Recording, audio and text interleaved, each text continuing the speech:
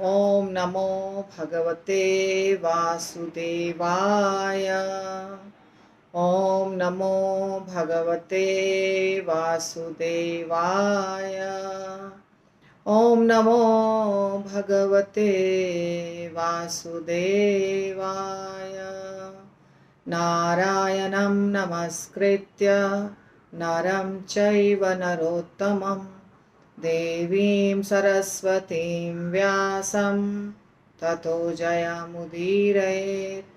नष्टप्रायेषु भद्रेषु नित्यं भागवत सेवया भगवतीरुत्तमश्लोके भक्तिर्भवति नैष्ठिकी।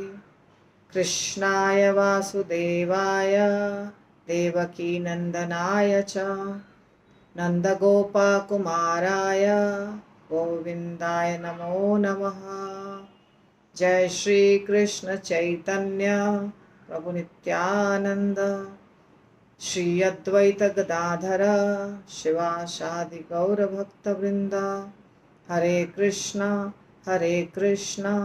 कृष्ण कृष्ण हरे हरे, हरे राम राम राम हरे हरे। ओम अज्ञानतिमिरान्धस्य ज्ञानाञ्जनशलाकया चक्षुरुन्मिलितं येन तस्मै श्रीगुरवे नमः। श्रीचैतन्यमनोभीष्टं स्थापितं येन भूतले स्वयं रूपः कदा मह्यं ददाति स्वपदान्तिकं वन्देऽहं श्रीगुरो श्रीयुतापदकमलं श्रीगुरून् वैष्णवांश्च श्रीरूपं साग्रजातं सहगण रघुनाथान्वितं तं सजीवं साद्वैतं सावधूतं परिजनसहितं कृष्णचैतन्यदेवं श्री राधा कृष्ण पादान् सहगण ललिता श्री विशाखान्विताश्च नमः। ओं विष्णुपादाय कृष्णप्रेष्ठाय भूतले श्रीमते भक्ति वेदांत स्वामिनिति नामिने नमस्ते सारस्वती देवे गौरवाणी प्रचारिणे निर्विशेष शून्यवादी पाश्चात्य देश तारिणे। श्रील प्रभुपाद की जय, गौड़ भक्त वृंद की जय, जय श्री राधा कुंज बिहारी भगवान की जय, राधा वृंदावन चंद्र भगवान की जय, अनंत कोटि वैष्णव वृंद की जय। श्रीमद् भागवतम पहला स्कंद 9वां अध्याय और श्लोक संख्या हमारा बीच में से है क्योंकि हमने 27वां नंबर श्लोक आधा कर लिया था। आधा यानी परपोर्ट में से आधा हो गया था, करीब करीब आधा बाकी है। तो ये जो श्लोक है इसका ट्रांसलेशन ये है कि तब उन्होंने दान कर्मों, राजा के राज्य विषय कार्यकलापों तथा मोक्ष कर्मों की विभागों के अनुसार व्याख्या की। फिर उन्होंने स्त्रियों तथा भक्तों के कर्तव्यों का संक्षेप में तथा विस्तार से वर्णन किया। तो ये है भीष्म पितामह के बारे में कि भीष्म पितामह ने युधिष्ठिर महाराज को ये सब ज्ञान दिया। तो श्रील प्रभुपाद अंदर में यानी परपोर्ट में बहुत थोड़ा बड़ा बहुत सारा वर्णन किए हैं, जिसमें से कुछ वर्णन हमने देखा था। और जो बहुत इम्पोर्टेंट श्लोक का जो श्रील प्रभुपाद ने कोट नहीं किया है, पर मैंने आपको बताया था कि कैसे गुरु न सस्यात् स्वजनो न सस्यात् पिता न सस्यात् जननी न सस्यात् दैवं न तत्स्यात् न पतिश्च सस्यात् न मोचयेत यह समुपेत मृतम मृथम। मुझे भी समझ में नहीं आ रहा मैंने क्या लिखा है, तो बुक के ऊपर लिखती हूँ तो समझ में नहीं आता है। तो इस प्रकार मुझे लगता है मृत्युम होना चाहिए, पर लिखा है मृतम, पता नहीं गलत सही क्या लिख दिया है। तो ये है श्रीमद् भागवतम का 5.5.18 नंबर श्लोक। तो जो व्यक्ति अपने पर आश्रितों को नहीं भगवत धाम ले जा सकता, उनको मृत्यु से नहीं छुटकारा दिला सकता है, उसको गुरु बनने का कोई अधिकार नहीं, पिता बनने का कोई अधिकार नहीं, माता बनने का कोई अधिकार नहीं, देवता बनने का कोई अधिकार नहीं, पति बनने का कोई अधिकार नहीं। यानी कि इन सब का कर्तव्य है कि जो हमारे ऊपर आश्रित हैं, पत्नी है, शिष्य है, पुत्र हैं, पुत्री हैं, ऐसे जो हैं हमारे ऊपर आश्रित, उन सबको अच्छी शिक्षा देकर के भगवत धाम भेजा जाए। ये कर्तव्य है। अगर इस कर्तव्य का पालन कोई नहीं करता है तो वो बनना ही नहीं चाहिए। साधारण भाषा में भी कहते हैं कि तुम्हें विवाह ही नहीं करना चाहिए थे अगर तुम अपने पत्नी का पालन नहीं कर सकते हो, अगर तुम अपने बच्चों को शिक्षा नहीं दे सकते हो, अच्छी शिक्षा नहीं दे सकते हो, भोजन नहीं दे सकते हो, वस्त्र नहीं दे सकते हो, तो बच्चे पैदा करने की क्या आवश्यकता थी। सही बात है।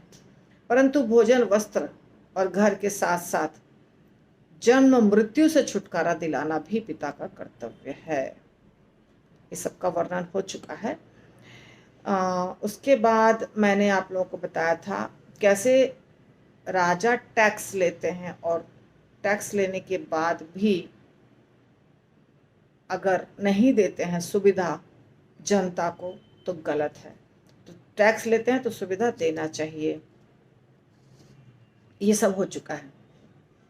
प्रभुपाद कहते हैं कि किसी को यदि कोई पुण्यात्मा राजा है तो पुण्य करेगा अपने राज्य में, जो भी पुण्य कार्य होते हैं वो करेगा, तो राज्य में बहुत संपत्ति रहती है।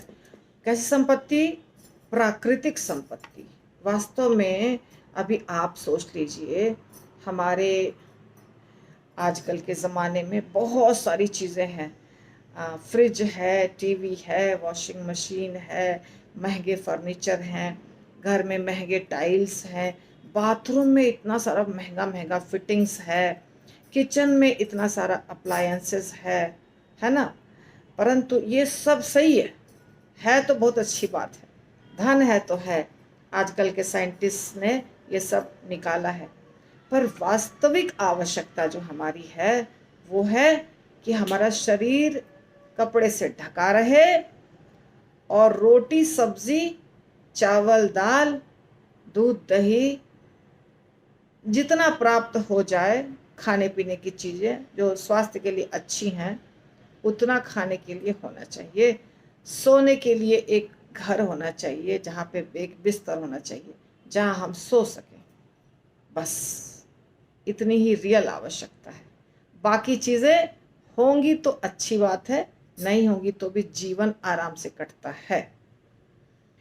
तो जो मूलभूत आवश्यकता है वो सब प्रकृति माता के द्वारा आता है, जैसे अन्न, फल, फूल, रेशम, कपास, दूध, हीरे, जवाहरात, खनिज। प्रभुपाद ने लिखा है ये सारी चीजें भरपूर मात्रा में रहेंगी यदि कोई व्यक्ति अच्छा राजा है और सही तरीके से चलाता है राज्य। कोई दुखी नहीं होते हैं। पृथ्वी माता भी सुखी रहती हैं, पेड़ पौधे भी सुखी रहते हैं, पवन देवता भी सुखी रहते हैं, वरुण देवता भी सुखी रहते हैं। इसीलिए बारिश भी अच्छे से होती है, हवा भी चलती है, तापमान भी सही रहता है। पृथ्वी माता सब कुछ उगाती हैं। समय पे टमाटर, समय पे गोभी, 12 महीने नहीं, 12 महीने गोभी और 12 महीने टमाटर।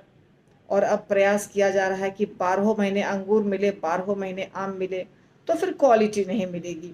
प्रकृति माता के ऊपर छोड़ दीजिएगा तो सही क्वालिटी मिलेगी। तो प्रकृति हर समय में जो आवश्यकता है हमारे शरीर की उसके अनुसार फल फूल, दूध दही नहीं, फल फूल और अनाज हमारे शरीर की आवश्यकता के अनुसार देती हैं प्रकृति माता। पर अभी हो गया है क्या लोगों का कि हमको 12 महीने सब कुछ चाहिए। तो 12 महीने सब कुछ मिलेगा तो फिर वो क्वालिटी नहीं मिलेगी। ज़बरदस्ती हम फोर्सफुली प्रकृति माता को बाध्य करते हैं कि हर समय हमको ये चीज़ अच्छी लगती है, तो ये आम अच्छा लगता है तो 12 महीने आम हो जाए, अमरूद तो 12 महीने करीब करीब है ही, तो हर चीज़ चाहिए 12 महीने। तो ऐसा नहीं होना चाहिए। प्रभुपाद लिखते हैं कि कोई भी भौतिकता के दृष्टि से दुखी पहले नहीं रहता था। प्रजा, कृषि, पशु, धन सब कुछ था। पशु भी अच्छे थे, खुश थे, प्रजा भी खुश थी, किसान भी खुश थे और किसान अच्छी चीज़ें उपजाते थे। सही हर चीज़ सही शुद्ध मिलता था, फल फूल, दूध दही, अनाज इत्यादि। अब जो सौंदर्य प्रसाधन, सिनेमा, साबुन, मदिरालय, ये चीज़ों की आवश्यकता पहले नहीं हुआ करती थी। अब इसके ऊपर बहुत खर्चा होता है, आर्टिफिशियल चीज़ों के ऊपर बहुत खर्चा होता है। तो ये चीज़ें वैसे आवश्यकता नहीं है। ऐसे तो आजकल कहेंगे आवश्यकता नहीं है तो लोगों को ठीक नहीं लगेगा, लेकिन जब कोरोना पीरियड था तो सबको समझ में आ गया कि रियल में क्या चीज़ की ज़रूरत है, हमें रियल में हमको क्या चाहिए। सारी दुकानें बंद हो गई, लेकिन किराना की दुकान नहीं बंद हुई। सब्जी और दूध दही, इसके लिए सरकार थोड़ा समय छूट देती थी, इतना देर के लिए आप जाइए और सब्जी खरीद के लाइए, या जैसे भी जिस भी तरीके से। पर कपड़े की दुकान तो बंद थी, ब्यूटी पार्लर्स बंद थे, जिम बंद थे, सब कुछ बंद था, फिर भी जीवन सबका चला, है ना, अच्छे से चला, कोई दिक्कत नहीं हुई। तो रियल आवश्यकता ये है। ये सब चीज़ें प्रभुपाद लिखे हैं, और बहुत कुछ लिखे हैं प्रभुपाद। राजा निरक्षरों, असहायों, विधवाओं की विशेष सुरक्षा करता था। जो राजा का कर्तव्य है, कमजोर वर्ग जो है, जैसे कोई विधवा हो गई है, उसको बहुत आवश्यकता है कि उसकी सुरक्षा की जाए, पति नहीं है इसीलिए उसकी सुरक्षा की जाए। जो अनपढ़ हैं उनकी सुरक्षा की जाए, जो कमज़ोर हैं उनकी सुरक्षा की जाए। पर आजकल का ज़माना नहीं है, सच बात है। आजकल हम सोचेंगे कि ये विधवा है तो असहाय है, या अनपढ़ है तो असहाय है, ऐसा नहीं रह गया है। आजकल एकदम समय बदल गया है, कौन आपको ठग लेगा आपको पता नहीं। पर पहले लोग थोड़ा अलग अलग तरीके से जीते थे, तो इस प्रकार के जो लोग होते थे वो मजबूर होते थे, असहाय होते थे। अब तो सब कुछ खुला है ना, सब नौकरी करते हैं, सबके पास पैसा है, और सबके पास खुराफाती करने का दिमाग है, प्रपंच करने की बुद्धि है सबके पास, इसीलिए अब वो समय नहीं है। अब तो थोड़ा अब देखना पड़ता है कि कौन अच्छा है, कौन बुरा है, कौन सीधा साधा है। सीधा साधा लोग तो जल्दी मिलेगा ही नहीं आपको। तो कर प्रणाली सरल थी, और इसका उद्देश्य था संचित कोष को बढ़ाना, लोगों को लूटना नहीं। तो हो गया राजा के बारे में करीब करीब। अब मोक्ष के ऊपर चर्चा कर रहे हैं प्रभुपाद। मोक्ष का संबंध जहाँ तक है, उसके लिए जो 6 शत्रु हैं हमारे, काम, क्रोध, लोभ, मोह, मद, मत्सर्य, अवैध इच्छाएं, उन सब के ऊपर विजय प्राप्त करनी होती थी, अभी भी करना पड़ेगा इनके ऊपर। आज भी सुबह मुझे एक प्रश्न पूछा था एक भक्त ने, सुबह जो आते हैं लाइव में, कि मुझे क्रोध बहुत आता है क्योंकि लोग बहुत बकवास करते हैं, तो उसके ऊपर कैसे विजय प्राप्त करें। थोड़ा सा मैंने बताया था सवेरे। तो क्रोध पर विजय प्राप्त करने के लिए यहाँ पे लिखा है क्षमा करना। प्रभुपाद ने लिखा, बहुत अच्छा चीज प्रभुपाद ने बहुत सही लिखा है, क्षमा कर देना। क्रोध हमें आता है कब, जब व्यक्ति गलती करता है, हमारे सामने जो व्यक्ति है वो गलती करता है, किसी भी प्रकार की गलती, तब हमें क्रोध आता है। तो क्षमा कर देना। लेकिन कभी कभी क्या होता है, यदि आप क्षमा करते हैं ना, तो उस व्यक्ति की आदत बन जाती है कि हम कितनी भी गलती करेंगे, ये हमको कुछ नहीं बोलने वाले हैं, हमको मतलब हम कर सकते हैं, जितनी मनमानी होगी कर सकते हैं। तो वहाँ पे कड़ा होना पड़ता है, ठीक है। लेकिन अगर आप बहुत होशियार हैं तो आप हैंडल कर लेंगे, होशियार नहीं है तो फिर छूट देने के बाद कुछ समस्याएं आएंगी, क्षमा करने के बाद कुछ समस्याएं आएंगी, तो होशियारी से टैकल कर सकते हैं। तो क्षमा करके, और कभी क्रोध करके, कभी डिसिप्लिन करके काम चला सकते हैं। प्रभुपाद ने लिखा है, क्रोध पर विजय प्राप्त करने के लिए क्षमा करना सीखना चाहिए। यानी क्षमा वाला गुण तो चाहिए हमारे अंदर। किसी को भी गलती किया तो उसको माफ कर दो, जिसको सिंपल भाषा में कहते हैं माफ। ये माफ शब्द जो है ना, ये हिंदी का नहीं है, ये संस्कृत का नहीं है। हिंदी जो है ना, ये इसमें उर्दू के बहुत सारे शब्द हैं हिंदी में, और खड़ी बोली हिंदी इसको कहते हैं। उर्दू के बहुत सारे देशज, विदेशज, ये सब शब्द जो है ना उर्दू के आ गए हैं। वैसे इसका रियल में जो संस्कृत से आया है वो शब्द है क्षमा। माफ नहीं है, माफी करना उर्दू का शब्द है माफ, मुआफ, वो लोग बोलते हैं मुआफ, फिर वो हो गया माफ। ठीक है। अवैध इच्छाओं से मुक्ति पाने के लिए क्या करना है? अवैध इच्छाओं से मुक्त रहने के लिए आवश्यक है कि व्यर्थ की योजनाएं न बनाएं।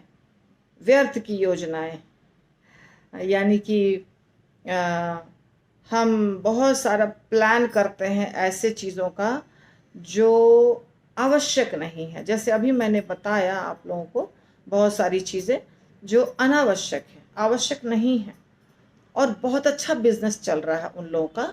जैसे आजकल लोग खोल के बैठे हैं ना, ब्यूटी पार्लर, स्पा। स्पा जो होता है ना, ये ब्यूटी पार्लर का ही बहुत एडवांस रूप है, जिसमें और बहुत सारी चीज़ें होती हैं।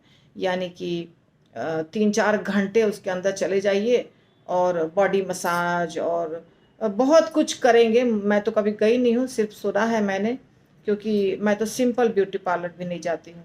सिंपल वाला जो होता है ना, बाल कटाने, वहाँ भी नहीं जाती हूँ। शायद कभी 3-4 साल में कोई घसीट के लेके चला गया तो चली गई, मतलब मेरे घर के ही सदस्य जा रहे हैं, मैं किसी परिवार में हूँ और चलिए चलिए चलिए आंटी आप भी चलिए, आंटी आप भी चलिए, तो चली गई। तो बाल को बोला, बाल को थोड़ा नीचे से ट्रिम कर दो, और कुछ नहीं कराना है मुझे।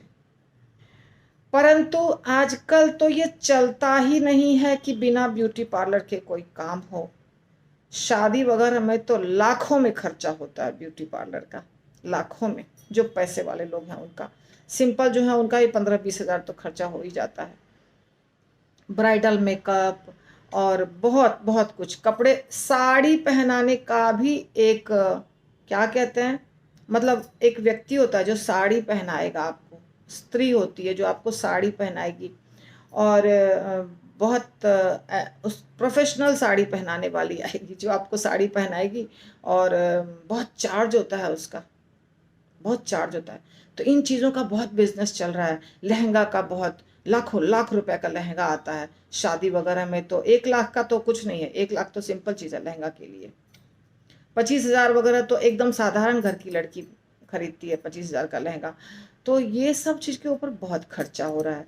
ये आप समझ रहे होंगे माता जी क्या बोल रही हैं, ज़रूरी नहीं है, पर मैं सच बता रही हूँ। ये बिजनेस जो ब्यूटी बिजनेस जो है ना, ब्यूटी बिजनेस के ऊपर बहुत खर्चा हो रहा है।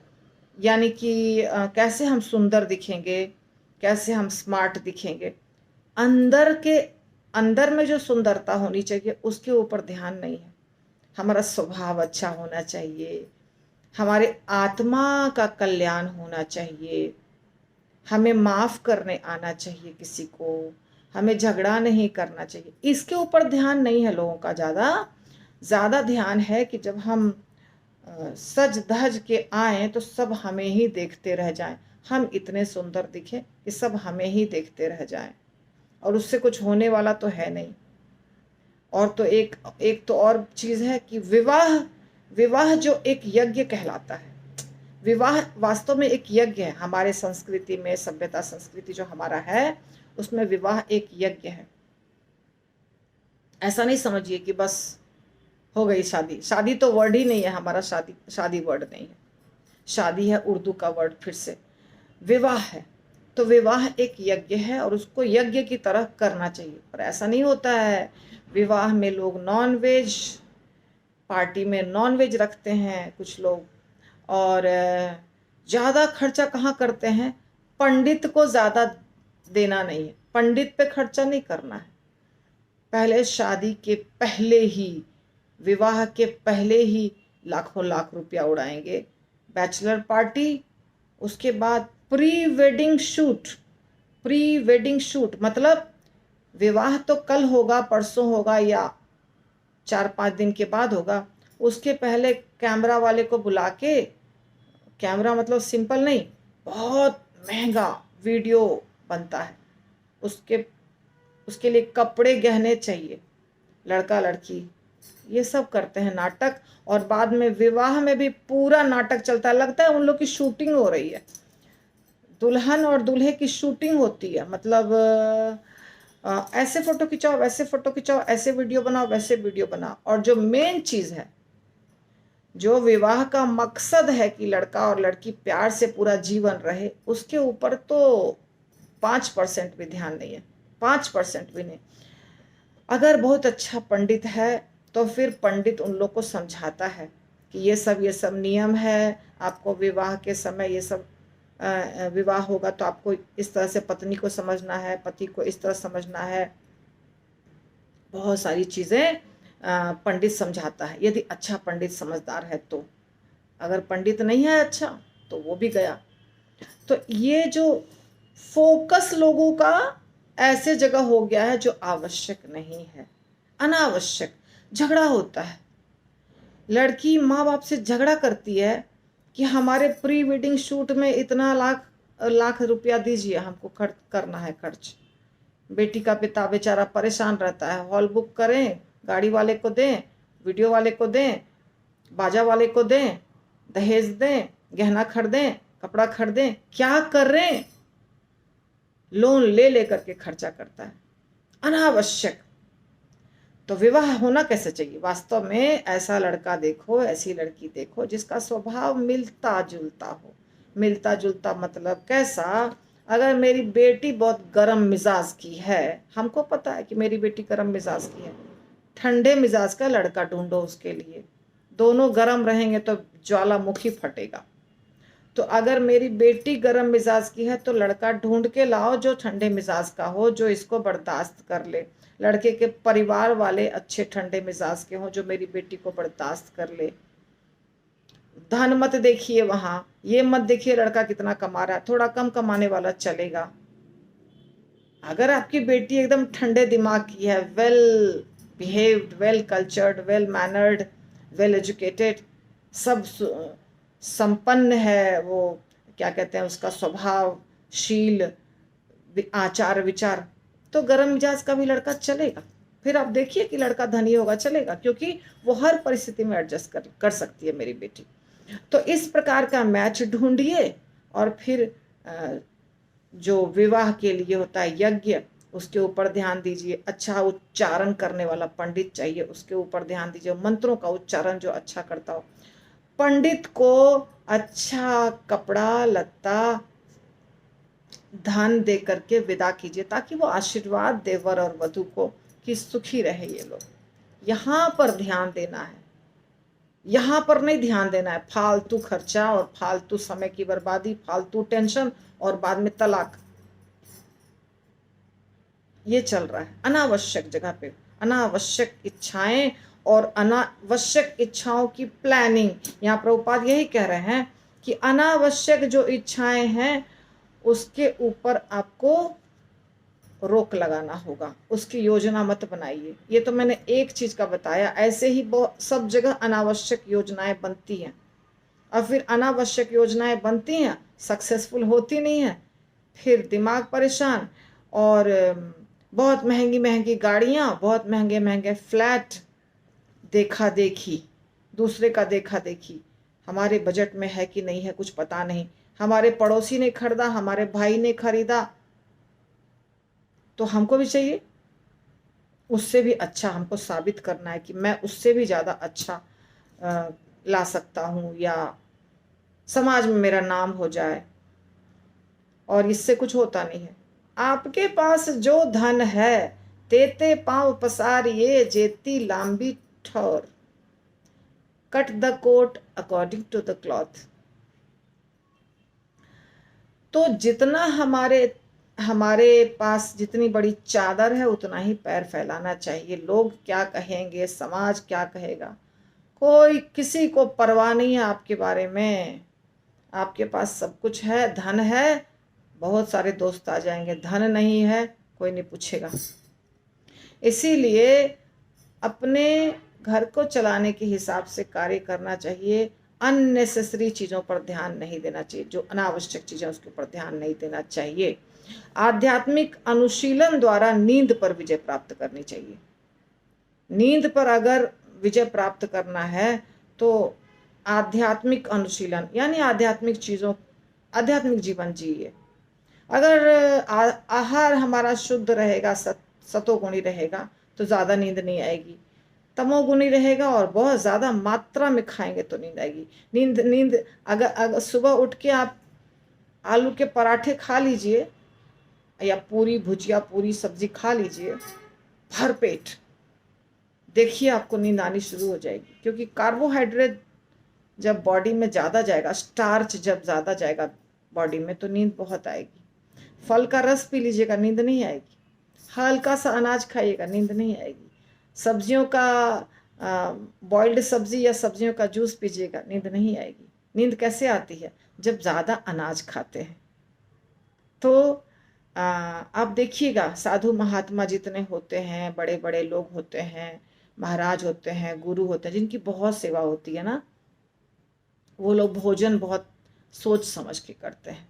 उसमें उनके भोजन में बहुत सारी रोटियां नहीं रहती है, बहुत सारा चावल नहीं रहता है, 4-5 कटोरियां रहेंगी और उनमें उबला उबला हुआ कुछ कुछ रहेगा।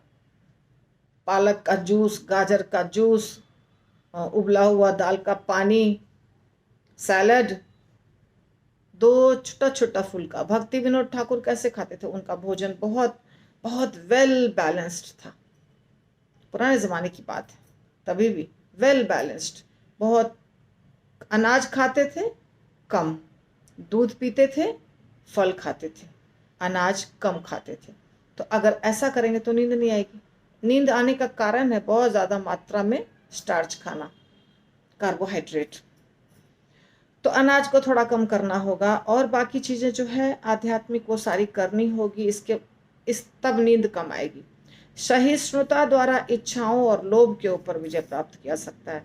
तो इच्छाएं बहुत ज़्यादा हैं, लोभ बहुत ज़्यादा है, दूसरे दुनिया की जो चीज़ है वो भी मुझे मिल जाए, सब मुझे ही मिल जाए, किसी और को कुछ नहीं मिले। तो इन चीज़ों के ऊपर विजय प्राप्त करना है तो सहन शक्ति बढ़ानी होगी। नहीं, ज़रूरत नहीं है, जिन चीज़ों की ज़रूरत नहीं है वो हमको नहीं चाहिए और ऐसी इच्छा भी नहीं करनी है। लोभ तो करना ही नहीं है। जो हमारा है वही हमारा है, जो हमारा नहीं है उसके बारे में, वो चाहे करोड़ों की संपत्ति हो, हीरा रखा हो, फिर भी हमको उससे क्या मतलब हो? वो हीरा मेरा तो है ही नहीं। अगर मेरा होगा तो हम उसको यूज़ करेंगे, है ना। तो इसीलिए सहन करना होगा, जो जितना है उसमें खुश रहना होगा बस। संतुलित आहार द्वारा विभिन्न रोगों से होने वाले उत्पातों से बचा जा सकता है। तो ये तो मैंने पहले ही बता दिया। आहार अगर संतुलित होगा तो बहुत सारी बीमारियां नहीं होंगी, नींद भी नहीं आएगी और बहुत सारी बीमारियां नहीं होंगी, बहुत सारे उत्पात नहीं होंगे। और आहार का तो इंडस्ट्री, एक ब्यूटी और एक भोजन, ये दो तो इतना ज़बरदस्त चल रहा है दुनिया में कि पूछिए मत। स्ट्रीट फूड, सारा होटल बिजनेस और ठेला पर खाने की चीज़ें इतनी ज़्यादा मिलती हैं और लोगों को वही अच्छा लगता है, घर का नहीं। आज बाहर खाएंगे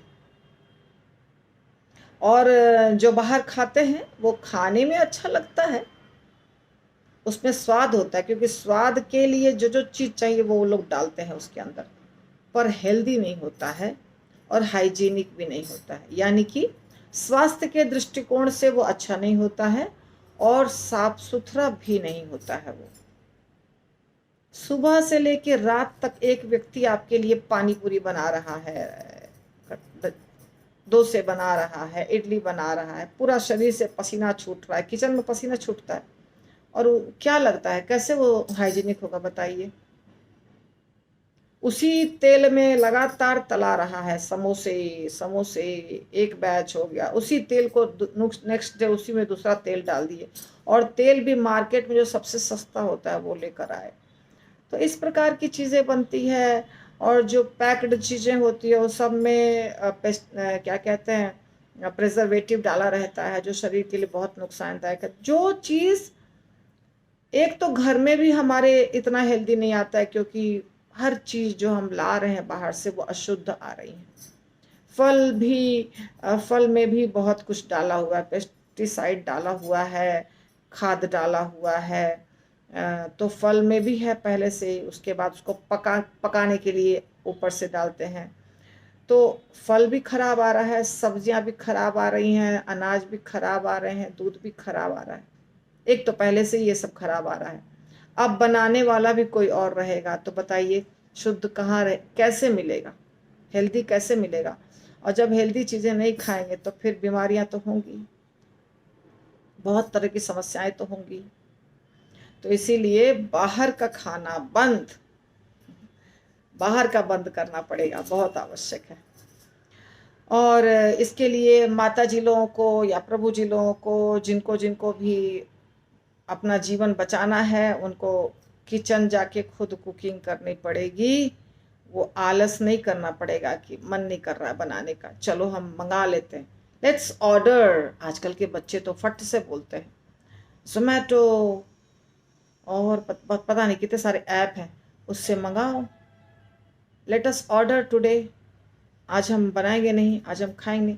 इतना इतना बेकार समय चल रहा है, तो ये गलत बात है। और उसके बाद आत्मसंयम से झूठी आशाओं से मुक्त हुआ जा सकता है, कुसंगति से बचकर धन संग्रह किया जा सकता है। बहुत अच्छा बात है। गलत लोगों की संगति होगी तो क्या होगा? शराब पीने की आदत, गुटखा खाने की आदत, नॉनवेज खाने की आदत। पार्टी में क्या होता है?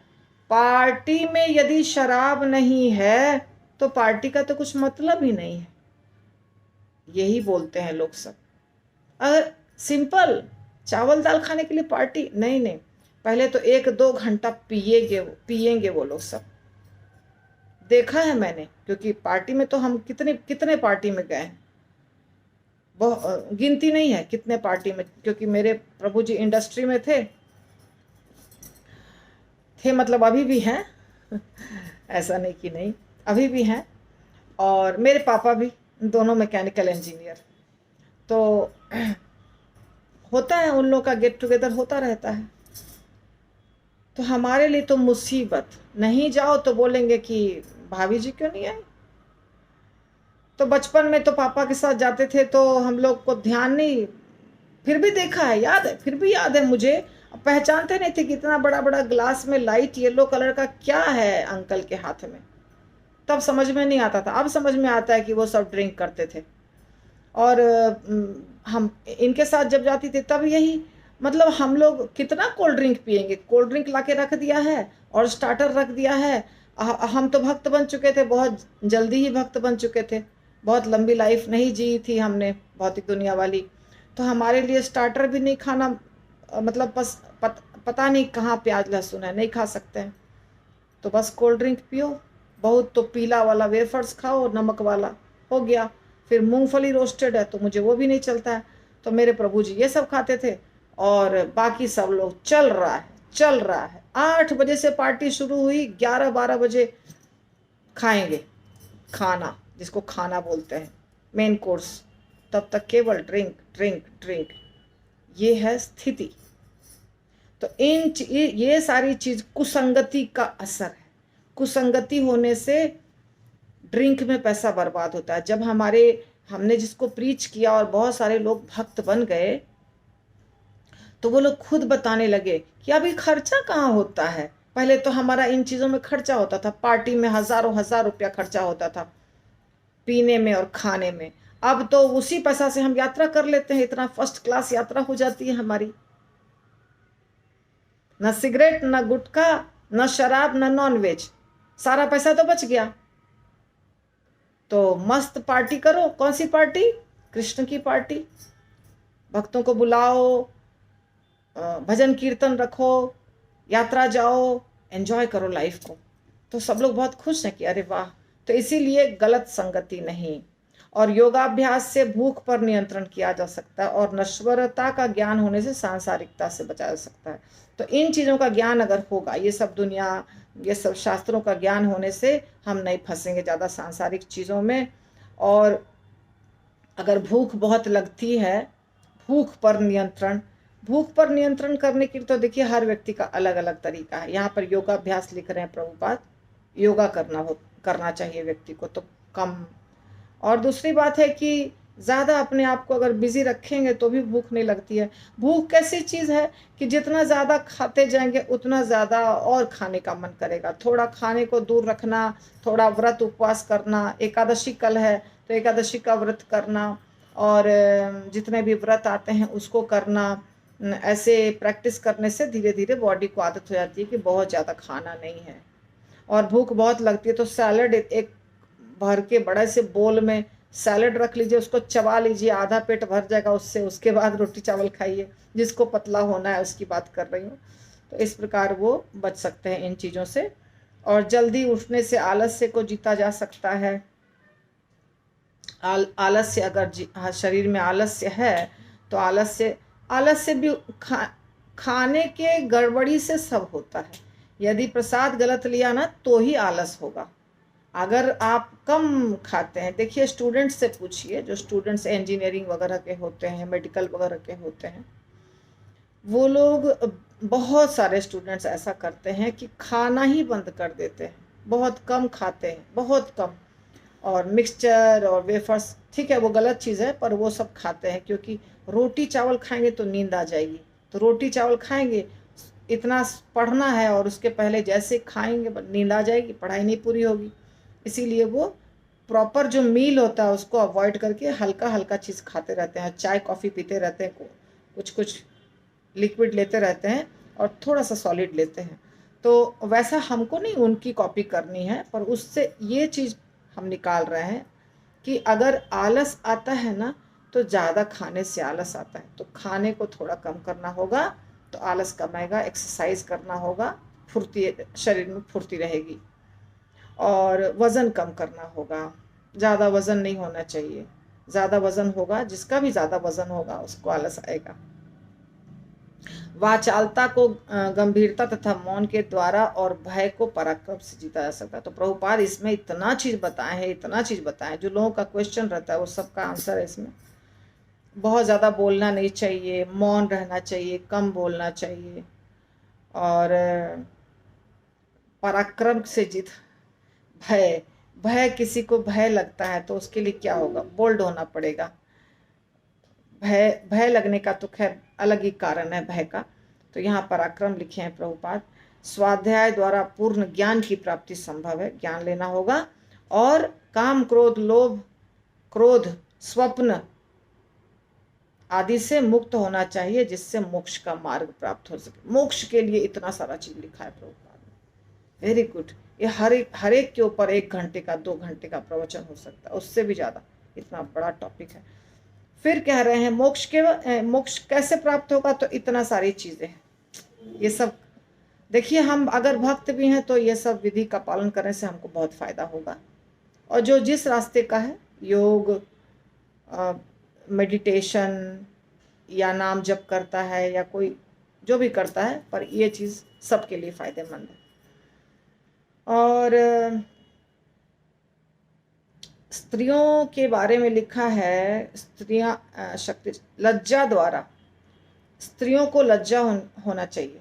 शर्म, लज्जा जो है ना वो स्त्रियों का आभूषण है, और वो अगर नहीं रहा तो फिर बहुत मुसीबत है। इसलिए स्त्रियों में ये होना चाहिए, ठीक है। और भीष्म देव की अंतिम शिक्षा भगवान को प्रसन्न करने की विधि के विषय में थी। हम सब भगवान के दास हैं। तो भगवान को प्रसन्न करने की सरल विधि है घर में अर्चा विग्रह की स्थापना करना, ऑल्टर बनाना, पूजा पाठ करना, आरती करना, भक्त की सेवा करना, श्रीमद् भागवतम का श्रवणम करना, पवित्र स्थान में या मथुरा वृंदावन में वास करना। इन चीज़ों को करने के बाद इस प्रकार भी भीष्म पितामह द्वारा पौत्रों को समझाया गया। तो भीष्म पितामह ने बहुत चीज़ें समझाई, प्रभुपाद ने उसको शॉर्ट में बताया। हमारा वीडियो 40 मिनट का हो चुका है। श्रील प्रभुपाद की जय, ग्रंथराज श्रीमद् भागवतम की जय।